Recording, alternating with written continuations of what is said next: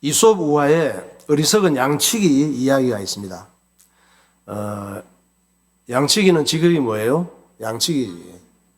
양치기가 20여 마리의 양을 들에 데려와서 풀을 뜯기고 있었는데, 근데 이 양을 먹이로 좋아하는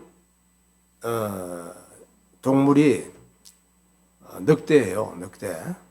그러니까 양 주위에 늑대 한 마리가 나타난 거예요. 그 누가 제일 놀라? 양은 안 놀라. 겁이 없어요. 잡아먹어도 물뚱물뚱하고 잡아먹히는 게 어리석은 양이야. 그게 제일 놀라운 게 양치기지. 양치기가 양들을 멀리 가지 못하게 아주 신경 써서 감시를 하고, 저 늑대가 어떻게 행동할 것인지 반드시 저놈이 저렇게 했다가 한 마리를 물어가고 갈 거야 생각이 들잖아. 지켜봤습니다. 근데 이상하게 늑대는 양떼에게는 아무 관심이 없는 거예요. 잡아먹을 생각하고 호시탐탐 기회를 노려야 되는데 잡아먹을 생각을 안 하는 거야, 늑대가. 그래, 참 이상하다. 그러나 언제 물어갈지 모르니까 잘 감시해야지, 이렇게 생각을 했지. 그날 이후에도 늑대가 날마다 나타나는 거야. 이 늑대는 계속 양떼 주위에서 어슬렁거리는데 늑대가 지혜가 있어요. 언제나 양치기가 불안해하지 않을 정도로 양들하고 거리를 띄워 있는 거야. 적당한 거리를 유지하고 양 잡아먹을 생각을 안 하고 편하게 얼쩡얼쩡거리는 거예요. 그러다 보니까 몇 주 지나면서 양들도 늑대를 무서워하지 않게 되고, 원래 늑대를 안 무서워하지만 양치기는 또 이 늑대가 마치 양치기를 도와주는 개가 있거든. 양치기를 도와주는 개처럼 생각이 든 거예요. 별로 경계할 필요가 없게 된 거지. 친해진 양과 늑대 한 봐요. 늑대가 저러고 있는데 양은 참 너무 행복하게 평안하게 풀을 뜯어먹고 있잖아요. 그러던 어느 날 양치기가 급하게 집에 갈 일이 생긴 거예요. 양치기가 늘 있으면 그래도 뭐 좀 신경을 쓰겠지만은 집에 갈 일이 생겼어요. 그러나 양 주변에 늑대가 있는 것이 전혀 불안하지 않은 거야. 왜? 저 늑대는 너무 얌전한 늑대야. 양을 해치지도 않고 오히려 자기가 집에 가서 없는 동안 양을 보호해 줄 것 같은 생각이 드는 거예요. 완전히 자기 생각이지. 양치기가 얼른 집에 갔다 와야지 하고 집에 갔다 왔는데 보니까 자기의 양들은 전부 이 늑대가 다른 늑대를 데리고 와갖고 다 먹이가 되고 말았어요. 그러니까 생각도 참 짧고 어리석은 양치기죠. 이솝 우화의 이 얘기는 무슨 얘기를 하느냐? 우리가 그렇게 어리석은 양치기처럼 살고 있다는 얘기예요. 지난 수요일 날 아침에 가족 카톡을 제가 보니까 우리 막내 선영이가 놀라서 문자를 했어요. 아빠, 한국의 비상계엄령이 내려졌다는데 괜찮으신가요? 이렇게 했어. 비상계엄은 아무 때나 하는 게 아니에요. 나라가 위기를 만났을 때 대통령이 모든 법보다 초법해서 그냥 그걸 발령하는 거예요. 그 문자를 보는 순간 북한이 미사일을 쏴서 전쟁이 났나? 이런 생각이 드는 거야. 그거 아니고는 어제까지도 별로 큰 문제가 없었거든, 국가적으로. 그래서 새벽에 그런 일이 일어났나? 뭐지? 이랬어요. 그래서 얼른 뉴스를 보니까 진짜 비상계엄령을 선포했더라고. 왜 그랬을까? 무슨 일이 있었나? 그랬어요. 근데 그날 새벽 2시에 중무장한 군인들이 국회에 진입을 하고 국회의원들이 막 담 넘어서 국회에 들어가고 난리가 난 거야. 6.25 또 난리가 아니야. 국회의원들이 담 넘어가는 의원들을 한번 봐봐요. 지금 무슨 꼴이야, 국회의원들이. 저렇게. 전부 다 과태료 내야 돼요. 담을 넘어가고 국회로 막 들어가고. 이 소식이 순식간에 전 세계로 알려졌습니다. 다행히 이 비상계엄령이 3시간 만에 해제가 된 거예요. 대통령이 왜 그랬을까? 애들 장난도 아니고? 골목에서 뭐 병정놀이 해? 그래서 내가 물어봤지. 대통령님, 왜 그랬어? 그랬더니, 그게 나라를 살리기 위해서 그랬지. 민주당 국회의원들도 내 말 너무 무시하고, 북한 놈들도 짜증나고, 국민들도 난 너무 별로 안 좋아하고, 내가 하자는 대로 말도 안 듣고, 그래서 이제부터 내 맘대로 하려고 그랬지. 이러더라고. 그게 바로 바보 같은 생각이에요. 어리석은 행동이야. 국가를 망치는 지도자예요. 나만 옳다고 다 옳은 게 아니잖아. 그래서 내가 선영이 문자에 답장을 했죠. 괜찮아. 금방 해제됐어. 대통령이 심심했나 봐. 그랬어요. 그리고 가족 카톡에다가 이런 글을 내가 올렸습니다. 왜? 목사님 자녀들도 이제 가정이 다 있잖아요. 가정에 가장이고 그렇잖아. 그리고 우리 청년들도 하나님께서 결혼해서 살으라고 했으니까 결혼해서 가장이 될 거 아니에요. 그래서 목사님도 또 우리 또 자녀들이 가장이잖아. 그래서 자녀들도 가정을 이루고 사니까 목사님이 이런 글을 올렸습니다. 우리 가족 카톡에다가 목사님이 올린 걸 봐봐요. 네, 저는 글을 올려서 가정도 작은 국가이다. 가정도 정치를 잘해야 한다. 가정을 움직이는 책임자는 지혜롭게 처신하고 판단과 결정을 잘해야 하는 책임이 있다. 또 위기 관리 능력이 있어야 한다. 이런 게 안 되면 가정이 불행해지고 혼란해지고 마귀의 놀이터가 된다. 그래서 예배가 중요하고 말씀과 기도가 필요하다. 다들 바보같이 살다가 큰 대가 치르지 마시고 잘 사세요. 이랬지. 가정에서도 정치 잘 못하면 탄핵받아요. 가정에서 받는 탄핵은 어떤 건지 아세요? 가족들은 다 잘 되기를 원하잖아. 서로 사랑하고 위해주고. 가족 중에 누가 나를 싫어하면 탄핵받는 거예요. 헬라 제국의 안티오쿠스 4세도 왜 예루살렘 성전을 초토화시키고 그 당시 전 세계 가장 큰 영토를 차지하고 있는 셀류쿠스 왕국의 왕이었단 말이에요.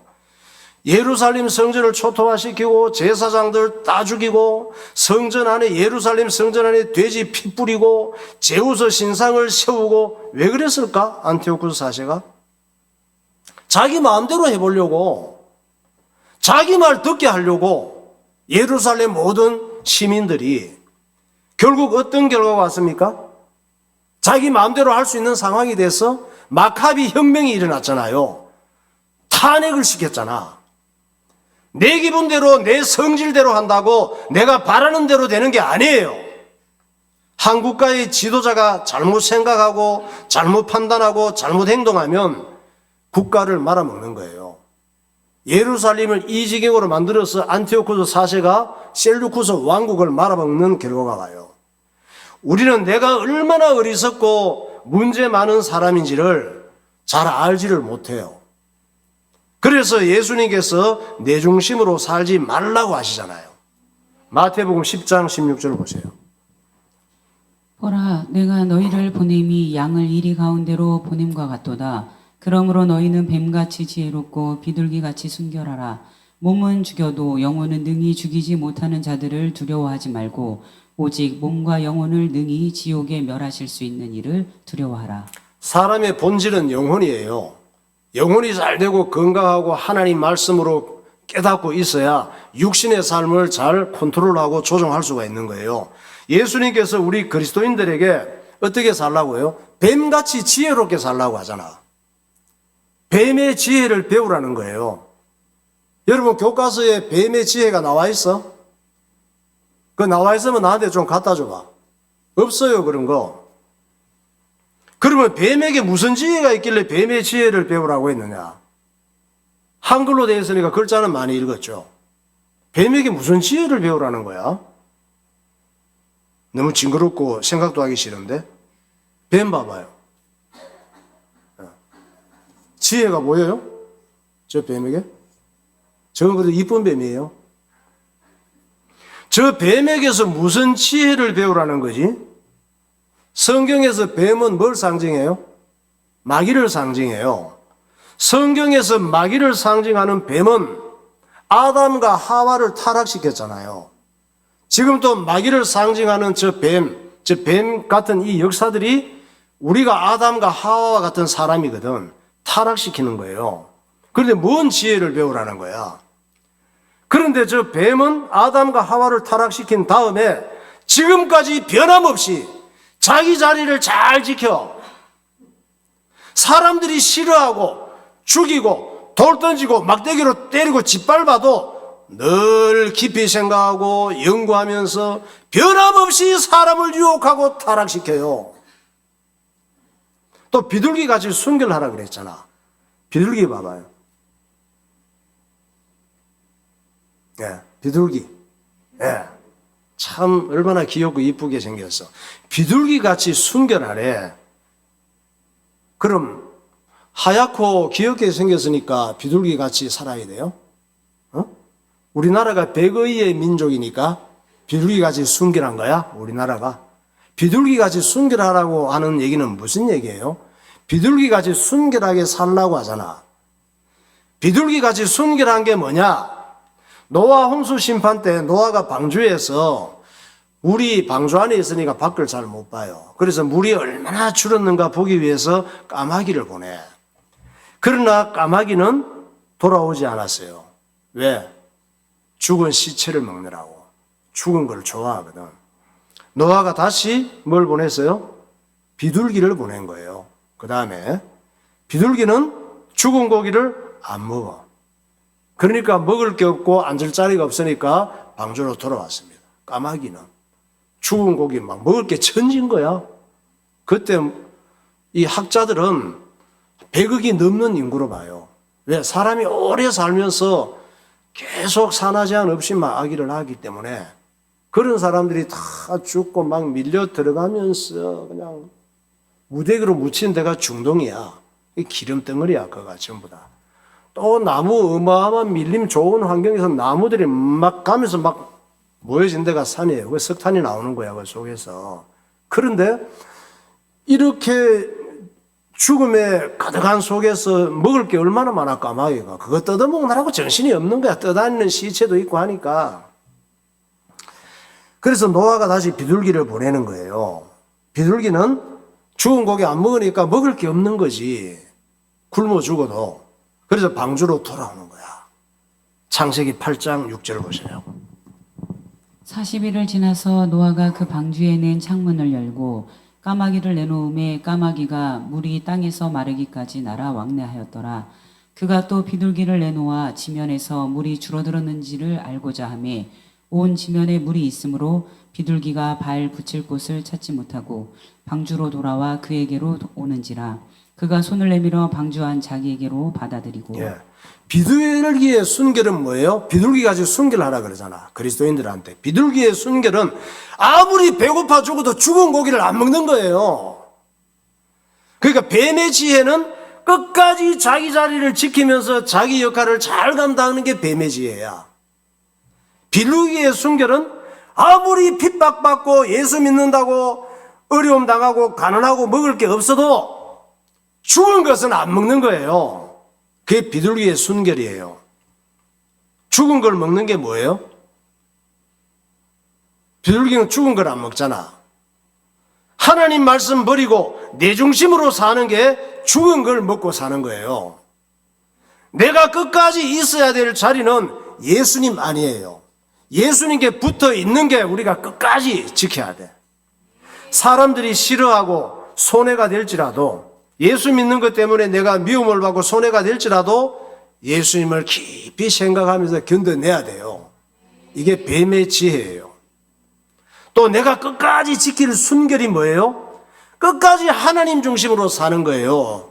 예수 믿는 것 때문에 핍박받고 굶어 죽어도 비둘기처럼 자꾸 예수님께로 돌아와야 돼요.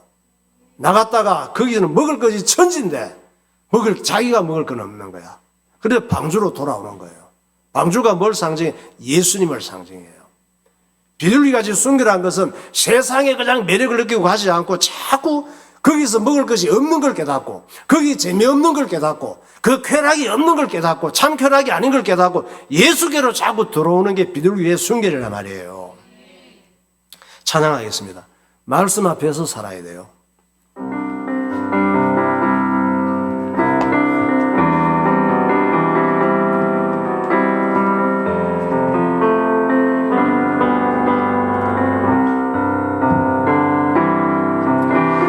말씀 앞에서 경외함으로 주께 홀로 삽니다. 생명의 말씀 읽고 순종해 주를 예배합니다. 기록된 말씀 힘이 있어서, 기록된 말씀 힘이 있어서 진리로 우리 거룩해 하며. 아멘. 거룩한 말씀 세세 영원히 어머니 되어 하나님 말씀에 두려워 떠는 자, 하나님 말씀에 두려워 떠는 그 말씀에 생명을 거는 자, 그 말씀에 생명을 거는 한 사람 찾으시는 사람 찾으시는 주님의 약속을 믿어. 하나님 말씀에 운명을 거는 순종하며 주 따라가는 자, 순종하며 주 따라가는 자, 영원한 하나님 나라, 영원한 하나님 나라, 이곳 주의 교회여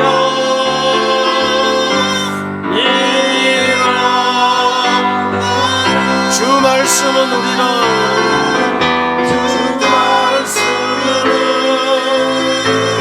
우리 구원에 이르는 지혜이니, 구원에 이르는 지혜이니 목숨과 내 뜻 그 말씀에 복종하라. 그 말씀에 복종하라. 하나님 말씀에 두려워 떠는 자, 그 말씀에 생명을 거는 자, 한 사람 찾으시는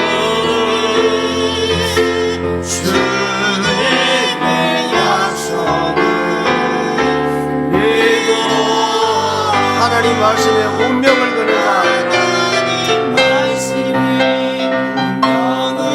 순종하며 주 따라가는 자, 순종하며 주 따라가는 자, 영원한 하나님 나라, 영원한 하나님 나라, 일어난 주의 교회여 일어나라. 아멘. 자, 헬라 제국 셀류쿠스 왕인 안티오쿠스 4세가 전쟁 배상금을 마련하기 위한 큰 목적으로 이스라엘 아래에 있는 어떤 나라를 치러 갔어요? 이집트를 치러 갔잖아요. 이집트를 치러 갔다가 로마 장군이 나타났지. 성경에 예언된 인물이에요. 그 행동을 하는 사람은 성경에 예언된 사람인데 그가 포필리스였습니다. 이 포필리우스가 느닷없이 나타나서 개망신을 당하고 안티오쿠스 4세가 철군할 수밖에 없게 됐습니다. 얼마나 열받아. 부하들이 있는데 이집트를 다 먹은 줄 알았는데 갑자기 개가 나타나고 그래갖고 너무 열받고 화가 나서 견딜 수가 없는 거야. 그래서 셀루쿠스 자기 나라로 돌아가는 중에 자기 나라가 속국으로 지배하는 예루살렘으로 말머리를 돌렸습니다. 아무래도 화가 나서 안 되겠어. 어디 가서 좀 풀고 가야 되겠는 거야. 그런 이유도 있어요.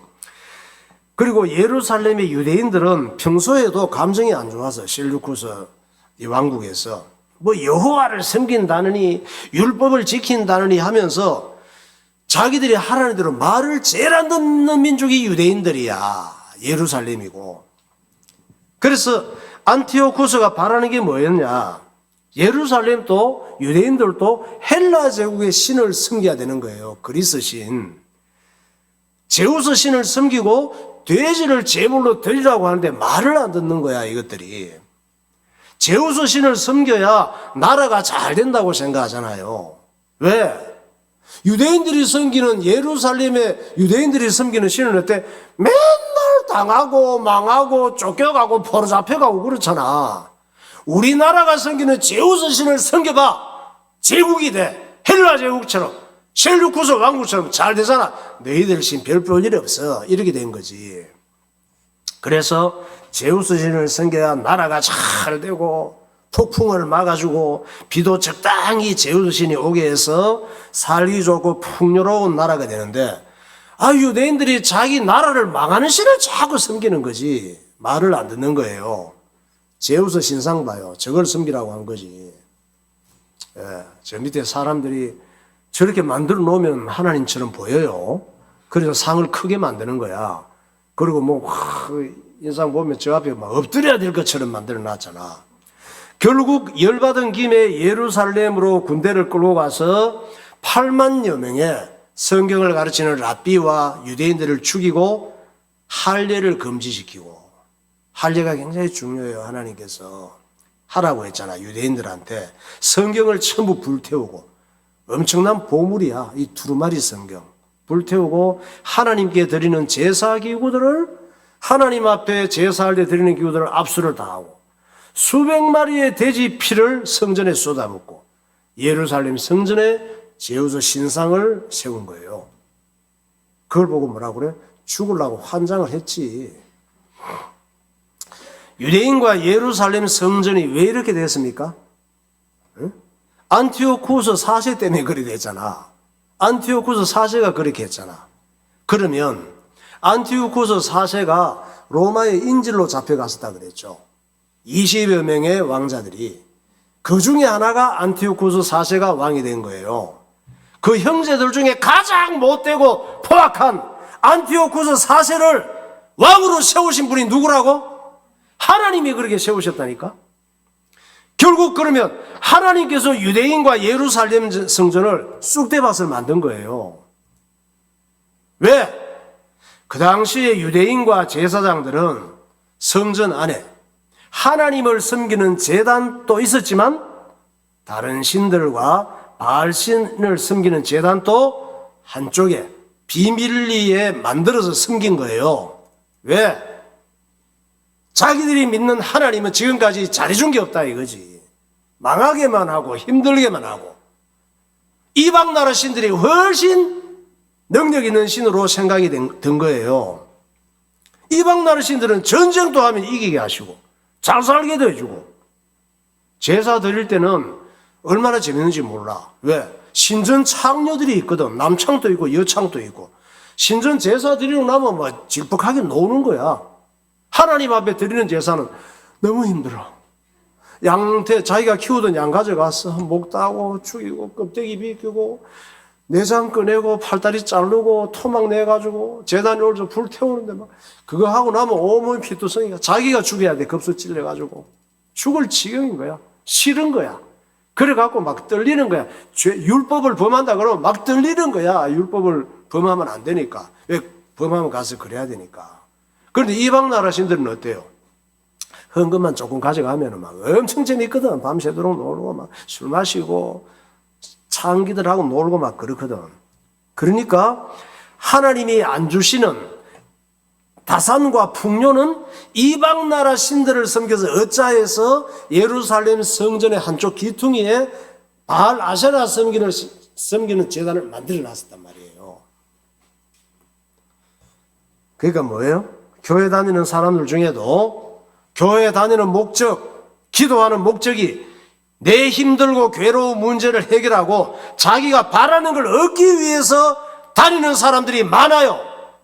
그게 바로 하나님도 섬기고 바알도 섬기는 신앙이에요. 왜? 예수님만으로는 만족하지 않거든. 예수님은 2% 부족해. 예수 믿는 거 별로 큰 재미가 없어. 하나님께서 에스겔 선지자의 긴 머리카락을, 그 동네 사람들은 이발을 우리처럼 안 했기 때문에 머리카락이 길어요.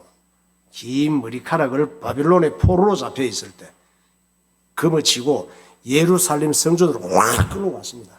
좀 안고 가시면 좋잖아. 에스겔이 뭐 이렇게 저렇게 불평이 좀 많았거든. 그래, 네가 불평해? 내가 왜 이렇게 바빌론의 포로로 잡혀가고 너희들을 힘들게 하는지 알아? 왜 이렇게 내가 몽둥이로 네 민족을 때리는지 알아? 너 한번 볼래? 그래갖고 이게 환상으로 했는지 하여튼 진짜로 느껴졌는지 머리카락 확 잡더니 들어 올리더니 예루살렘 성전으로, 바빌론에서 확 끌고 간 거예요. 예루살렘 성전으로. 그때까지 아직 포로로 안 잡혀간 사람들이 예루살렘에 있었거든. 에스겔은 2차 포로로 잡혀가고 확 끌고 왔어요.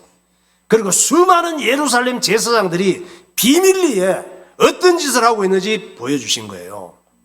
그게 에스겔 8장 3절이야. 그가 그 손 같은 것을 펴서 내 머리털 한 모숨을 잡으며 주의 영이 나를 들어 천지 사이로 올리시고 하나님의 환상 가운데 나를 이끌어 예루살렘으로 가서 안뜰로 들어가는 북향한 문에 이르시니 거기에는 질투의 우상 곧 질투를 일어나게 하는 우상의 자리가 있는 곳이라. 그가 또 나를 데리고 여호와의 전으로 들어가는 북문에 이르시기로 보니 거기에 여인들이 앉아 단무스를 위하여 애곡하더라. 그가 또 나를 데리고 여호와의 성전 안뜰에 들어가시니라. 보라, 여호와의 성전 문 곧 현관과 제단 사이에서 약 25명이 여호와의 성전을 등지고 낯을 동쪽으로 향하여 동쪽 태양에게 예배하더라. 네. 저런 신앙이 영적 간음이란 말이에요. 그래서 하나님께서 아이 너희들 태양신이나 실컷 섬기라고, 너희들 그렇게 한쪽에서 섬기는 것이 실컷 섬기라고 바벨론으로 아예 포로로 잡혀가 버리게 하신 거예요. 그 가서야 정신을 차리고 회당을 만들고 울며 불며 하나님께 바로 살겠다고 회개하고 그랬지. 안티오쿠스 4세도 예루살렘 성전 작살 내느라고 고생 많이 했어요. 왜? 하나님께서 시켜서 하는 일이니까. 자기가 욕심내서 하는 것 같지만. 그러나 하나님께서 이스라엘 민족을 망하게만 하시고 그냥 버리지는 않으셨어요. 왜? 하나님 백성들이니까. 하나님 백성들은 망할 짓을 해도 하나님께서 몽둥이로 때리고 결국은 돌아오게 하셔. 그걸 보고 은혜라 그래요. 은혜. 모디인의 제사장 마타디아와 그의 5 아들을 움직여서 안티오쿠스 4세의 셀류쿠스 지역을 박살을 내는 거예요. 지난주에 봤죠. 모디인의 제사장 그걸로 도망가는 것을. 이때 시작된 유대인의 생명건 독립투쟁을 뭐라고 한다고요? 마카비 혁명이라고 해요. 이 독립투쟁에 합류해서 큰 힘이 된 단체가 있었다 그랬지. 이게 하시딘파예요. 그러니까 하시딘파는 자기들도 안티오쿠스의 핍박을 피해서 광야로 도망온 사람들이야. 단체야. 하시딘파는 율법과 계명을 철저히 지키기 위해서 안티오쿠스의 핍박을 피해서 광야로 피신해 나온 유대인들이란 말이에요. 이 단체가 어떻게 되느냐? 나중에 마카비 혁명이 성공을 해. 말도 안 되는 성공을 해요. 성공한 다음에 2개로 갈라져, 하시딘파가. 한 파는 바리새파라 그래. 이 바리새파가 바리새인이라고 그래요. 그 사람들을. 또 하나는, 다른 한개는 2번째는 사두개파야. 그걸 사두개인이라고 그래. 바리새파는 보수로 볼 수가 있어. 사두개파는 진보로 볼 수가 있어요. 오늘날로 얘기를 하면. 이때 갈라지는 거예요. 그러니까 지금으로 보면 바리새파는 국민의힘, 사두개파는 더민주당. 이들은 유대인의 종교 지도자였어요. 그런데 예수님이 오셨을 때 이들이 엄청난 책망을 받았잖아. 예수님을 실망시킨 사람들이에요. 마태복음 3장 6절에 예수님께서 말씀하십니다. 자기들의 죄를 자복하고 요단강에서 그에게 세례를 받더니 화 있을진저 외식하는 서기관들과 바리새인들이여 회칠한 무덤 같으니 겉으로는 아름답게 보이나 그 안에는 죽은 사람의 뼈와 모든 더러운 것이 가득하도다. 뱀들아 독사의 새끼들아 너희가 어떻게 지옥의 판결을 피하겠느냐. 네. 뱀들아 독사의 새끼들아, 이 말은 우리가 욕 잘하는 개머보다 훨씬 심각한 욕이에요. 저 사람들이 하시팀 바일 때는 하나님 앞에 경건하게 하나님 말씀 생명 걸고 순종하려고 했던 순수한 사람들이야. 나중에 환경이 좋아지고 마카비 혁명이 성공을 하고 예루살렘 종교 지도자가 되면서 예수님 오실 때는 독사의 새끼들이 변질된 걸 얘기하고 있는 거예요. 오늘 본문도 유대인의 원조인 이스라엘 민족이 예루살렘에 있는 가나안 땅에 들어갔을 때 있었던 일을 가르치고 있습니다. 가나안 땅에 들어갔을 때나 이스라엘 민족이 안티오쿠스에게 짓밟힐 때나 이스라엘 민족의 불행이 뭐냐? 여호와 하나님을 제대로 알지 못한 거예요. 오늘날로 보면은 예수 믿는다는 그리스도인들이 교회 다니면서도 예수님을 바르게 알지 못하고 자기 좋은 대로 믿는 믿음, 이것이 그들이 몽둥이로 두드려 맞은 원인이라 말이에요. 사사기 2장 8절 보세요.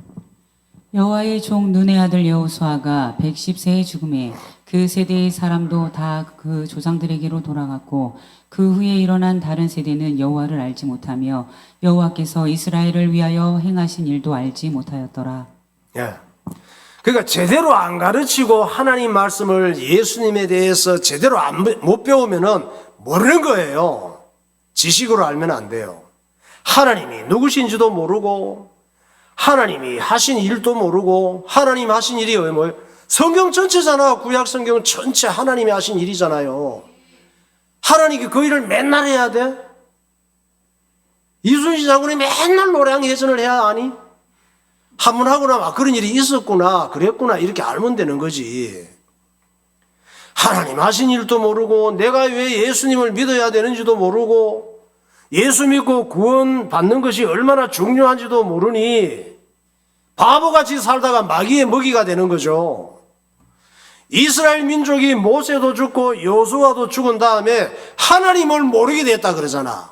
그래 되니까 하나님과 멀어지니까 자연히 어떻게 돼? 이방신을 섬기는 거지. 바알신을 섬기면서 잘 살기를 원했던 거예요. 그러자 하나님께서 주변 나라를 일으켜서 이스라엘 민족을 때리시는 거예요. 두드려 맞고 괴롭고 죽을 지경이 돼야 회개하고 하나님께 돌아오니까. 그렇게 하고 나서 뭐예요? 그 다음에 사사들을 세우시고 또 살려주시는 거예요. 하나님 앞에 부름받은 구원받은 백성들은 미리 무릎 꿇고 하나님 말씀 따라 순종하며 사는 게 최고예요. 내 생각대로 내 생각 세상 따라 그냥 내 욕심대로 살아가면은 그대로 잘 나가면은 그는 구원받을 백성이 아니에요. 그렇게 하나님과 멀어져 가는데 두드려 맞고 죽을 일이 생기면은 그 구원받은 백성이야. 사사기 2장 11절 보세요.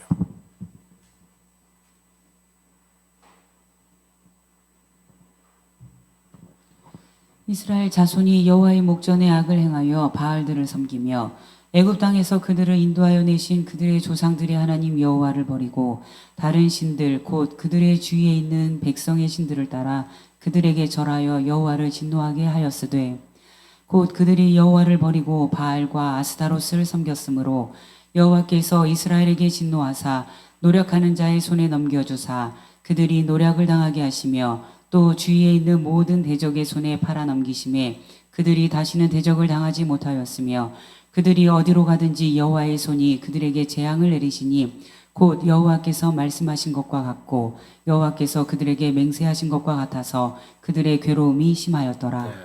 그러니까 이스라엘 민족들이 싫어하지. 하나님은 자꾸 재앙을 내리시는 분이야.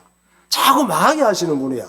지가 잘못된 행동을 한 건 생각 안 하고 하나님의 사랑인데 그게 하나님께 돌아오라고 하는 사인인데 자꾸 하나님은 재앙을 내리시고 그냥 전쟁에서 망하게 하시고 싫다고만 생각하는 거지. 지가 있는 행동을 생각 안 하고 15절에 사사들을 세웠다 그랬잖아요. 이 사사는 왕은 아니지만 정치 지도자 군사령관이에요. 그런데 하나님께서 사사들을 세우는 거 보면 이스라엘 민족을 구원하시기 위해서 사사들을 세우는 거 보면 이해가 안 돼. 우리 같으면 어떤 사람을 왕으로 세워? 어떤 사람을 장군으로 세울까? 우리는 능력 있고 똑똑하고 잘생기고 뛰어난 인물들을 뽑아서 세울 텐데 하나님께서는 이해 안 되는 사람들을 뽑아 세워요. 민족 중에 그 집안 중에 가장 무능하고 겁 많고 연약하고 무시받는 사람들을 쓰시기를 좋아하셔. 그래야 하나님 하신 일이 드러나니까. 본문의 주인공인 기도는 또 그 집안에서 가장 소심한 사람이었어요. 가장 겁 많고 약한 사람이에요. 여러분의 형제들이 10명이 있으면 그 중에서 나만 예수 믿는다 그러면 내가 제일 못난 줄 알면 돼. 어리석고. 그래서 하나님께서 불러내셔서 하나님께서 함께 하시는 증거를 보이시는 거예요. 사사기 6장 11절을 보세요. 여호와의 사자가 아비에셀 사람 요아스에게 속한 오브라에 이르러 상수리 나무 아래에 앉았으나 마침 요아스의 아들 기드온이 미디안 사람에게 알리지 아니하려 하여 밀을 포도주 틀에서 타작하더니 여호와의 사자가 기드온에게 나타나 이르되 큰 용사여 여호와께서 너와 함께 계시도다 하매 그러나 기드온이 그에게 대답하되 오 주여 내가 무엇으로 이스라엘을 구원하리이까 보소서 나의 집은 므낫세 중에 극히 약하고 나는 내 아버지 집에서 가장 작은 자니이다 하니. 예. 하나님께서 꼭 저런 사람을 불러내서 쓰셔요. 그리고 대단히 잘나고 똑똑한 사람은 나는 아무것도 아니구나, 나는 아무것도 할 수 없어, 예수님이 아니면 안 돼, 이런 사람을 또 하나님 그렇게 됐을 때 쓰시는 거야. 어떤 사람들은 잘나서 잘난 체 하는 사람도 있어요. 어떤 사람은 잘난 것도 없으면서 잘난 체 하는 사람들이 있어. 하나님께서는 잘난 체 하는 사람들을 짓밟아서 하나님께 무릎 꿇게 하셔요. 그 사람이 구원받을 사람이라면. 자기가 잘난 줄 아는 사람들은 교만한 사람들이에요. 마귀에게 붙잡힌 사람들이에요. 사사 에웃을 봤죠. 에웃은 뭐였어? 왼손잡이 장인이야. 이 사람을 하나님께 사사로 불러내신다니까. 그가 사사가 되리라고는 아무도 생각하지 못했어요. 정치 지도자, 군대 사령관이잖아. 어떻게 왼손잡이 장애인 에웃이 그게 되느냐고. 아무도 상상 못할 사람을 하나님께서 불러 세워서 은혜를 입히시는 거예요. 드보라도 사사였잖아. 지난 시간. 여자야. 그 당시 사람 취급 안 하던 여자를 하나님은 사사로 불러 세우셨다니까. 사람 셀 때 여자는 숫자에도 안 넣었어요. 예수님 시대 유대인들은 아침에 눈 뜨면 3가지 감사를 드렸대요. 첫 번째, 이방인으로 태어나지 않은 거. 두 번째, 종이나 노예. 얼마나 불쌍해. 종이나 노예로 태어나지 않은 거. 세 번째 감사한 거, 여자로 태어나지 않은 거. 여자는 경쟁력이 없었어요. 전쟁할 때 도움이 안 돼. 사사기 3장 15절 상관절부터 봐봐요. 이스라엘 자손이 여호와께 부르짖음에 여호와께서 그들을 위하여 한 구원자를 세우셨으니 그는 곧 베냐민 사람 게라의 아들 왼손잡이 에웃이라. 그때에 라피도세 안의 여선지자 드보라가 이스라엘의 사사가 되었는데 이스라엘이 미디안으로 말미암아 궁핍함이 심한지라. 이에 이스라엘 자손이 여호와께 부르짖었더라. 그러나 기드온이 그에게 대답하되 오 주여 내가 무엇으로 이스라엘을 구원하리이까. 보소서 나의 집은 므낫세 중에 극히 약하고 나는 내 아버지 집에서 가장 작은 자니이다 하니. 네. 나는 예수님이 아니면 아무것도 할 수 없는 존재임을 깨달아야 돼요. 하나님께서 에훗 같고 드보라 같고 기도원 같이 연약하고 문제 많은 우리들을 부르셔서 이 시대를 살리는 사사로 쓰시고 날마다 이기게 하시는 줄 믿으시기 바랍니다. 네, 기도하겠습니다. 우리는 늑대와 익숙해지면 늑대의 위험성을 잊어버립니다. 한국 인구 5천만 명의 대표인 대통령이 비상계엄령을 선포했다가 3시간 만에 해제했습니다. 가정이나 회사나 국가를 책임진 사람들은 지혜롭게 판단하고 결정하고 처신해야 합니다.